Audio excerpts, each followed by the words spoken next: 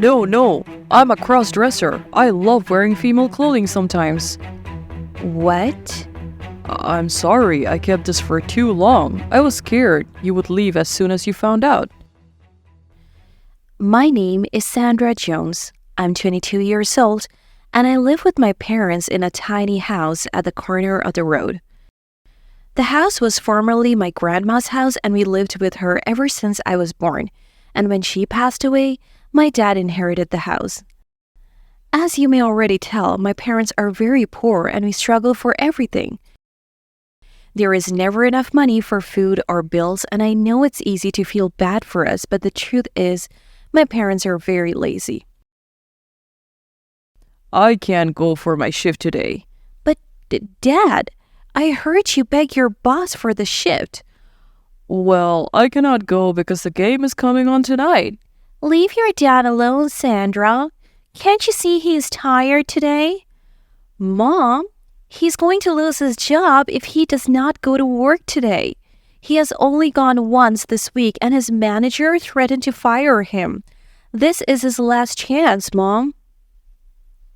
Are you speaking to us that way because you help us pay the house bill sometimes? Of course not. But we all need to be working to generate enough income for our home. Well, he is not going, and that is final. How much do they pay him anyways? He is better off finding another job. Shh, guys, the game has started. I went into my room weeping. I knew I would have to work more shifts to pay for the bills at home because they were obviously going to fire Dad. My life was depressing. I did not have time for myself or friends because I was always picking up after my parents. Suddenly, there was a knock on my door. I have an idea, Sandy. Why not fill in for your dad today? It's a server's job. Anybody can do it. He will call his manager to say he slipped and fell. I wanted to be mad at my mom, but I knew it wouldn't solve anything. She knew I just came back from my cleaning job, and instead of trying to get my dad off the couch, she would rather have me help him out at work. That's not fair, Mom. I'm exhausted. What's not fair about helping your daddy out? Please, just do your dad this favor. I had no choice but to accept because she was right. I had to save my dad's job to avoid being stressed in the future. As I walked out to the living room, my dad was eating a plate of food while watching the game. I couldn't believe he would treat his own daughter like that. Bye, honey. Have a great time at work. Also, I told my manager I slipped in the bathroom, so let's make sure we have our story straight. The shift was quite stressful, and I was so relieved when it finally came to an end. But on my way out, I met a man standing in front of a car, and I quickly recognized him as one of the customers from the restaurant. Hello, my name is Harry. I've been waiting for you to get off work because I did not want to distract you. Hi, I'm Sandra. Nice to meet you.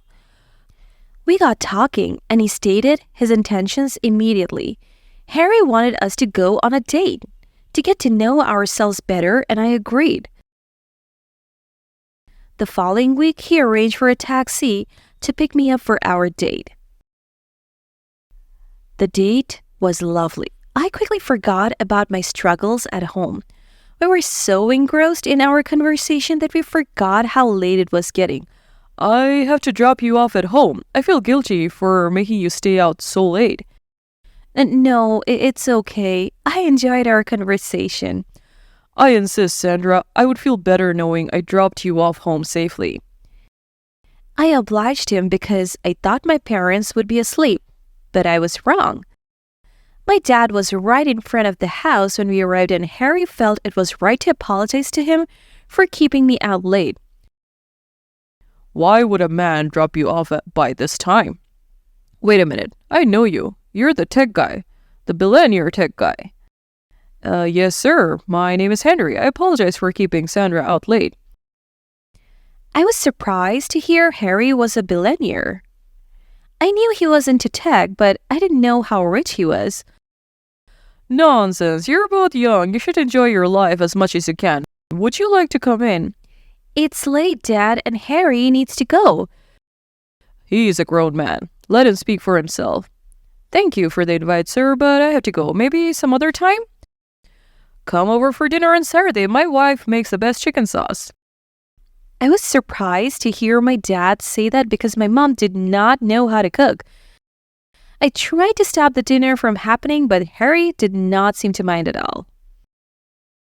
Okay, sir, I'll be here on Saturday evening. Bye, Sandra. I'll give you a call. Harry and I got so fond of each other, a day didn't go past without us speaking to each other. He did not even mind that my parents were overbearing. He tolerated them even better than me.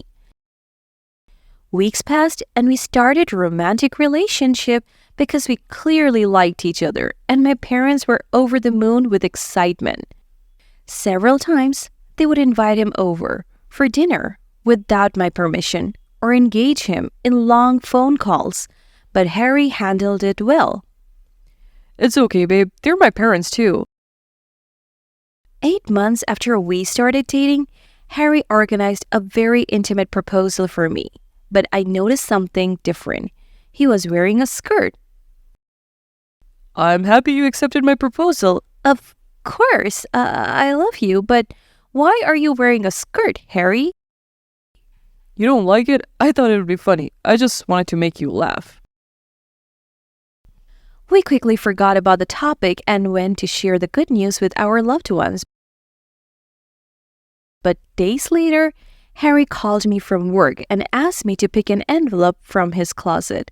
When I arrived there, I was shocked to see a lot of female clothing, accessories, and makeup. I became so upset because I thought he was cheating on me. And why would he embarrass me by allowing me to see them that way?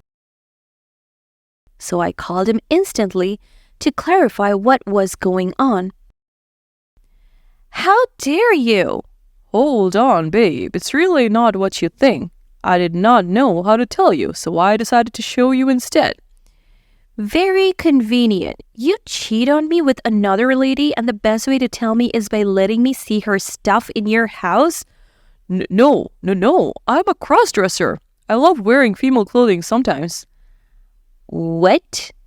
I'm sorry I kept this for too long. I was scared you would leave as soon as you found out. I could not find words to speak. Of course, I didn't judge him for being a cross-dresser, but I knew I would not want to marry him. My relationship with him definitely had to come to an end. I'm tired of hiding. I'm ready to live my truth. What do you mean? I'm ready to let everyone know that I'm a crossdresser, and I don't care what they think. I only care about your support. I was thinking, what if I wear a dress to our wedding? What? Don't you see it? It's going to make a big statement because our family and friends will be at the wedding. Okay, Harry, you're getting ahead of yourself. I need some time to gather my thoughts. Oh, okay, sure. Harry agreed to give me some time to think about our conversation, but when I got home that day, my parents were waiting eagerly in the living room. Harry called us. It's not a big deal, Sandra. A lot of men wear female clothing these days. Mom, are you serious? He's wealthy. Are you really going to let him go because he wears skirts and puts on makeup? Yes, I am going to let him go because I'm not into his lifestyle. So can we please stop talking about this? You can't be serious. What's going to happen to the money he lent us? What money? Did you borrow some money from Harry? We wanted to tell you me and your dad decided to start a business. So we asked him for startup capital. Oh my God. That's embarrassing. Why would you do that? You have to return the money. Thank God you haven't started the business. Sandra, the money is gone. We lost it on gambling site. We only wanted to double the money. I stormed out of the room after my dad's revelation. This was the worst thing they had ever done to me. My parents spent the next few days begging me to continue with the marriage plans, but I just couldn't. I wasn't judging Harry for his lifestyle, it just wasn't for me. About a week later, I got a message from Harry. It's obvious you don't want to marry me anymore, and I'm not going to force you to live the life you don't want to live. However, I'd be needing my money back from your parents. I've tried to call them, but they keep avoiding my calls. Hello, Harry. Thank you for understanding. I'm sorry it had to end this way, and I promise I didn't know my parents asked you for money. I'll make sure they get your message. I decided to move far away from my parents to start my life because I was tired of being taken advantage of. They were going to be solely responsible for paying off the debt they owed Harry. Few weeks after I moved, my mom called, crying on the phone. Please speak to Harry. He can't do this. He is making us do menial jobs in his company to pay off our debt. We have to go to work 4 times a week for 15 months. The police is making us sign an agreement. I'm sorry, Mom. I can't speak to Harry. If you owe him money, you have to pay.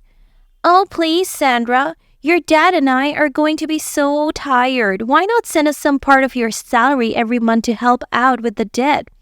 That won't be possible, Mom. I told you I started studying for a master's degree. It costs a lot of money. Please, Sandra, please. Your dad and I are going to die. No, you won't, Mom. People work like this every time and they're fine. I need to go now. I have class now.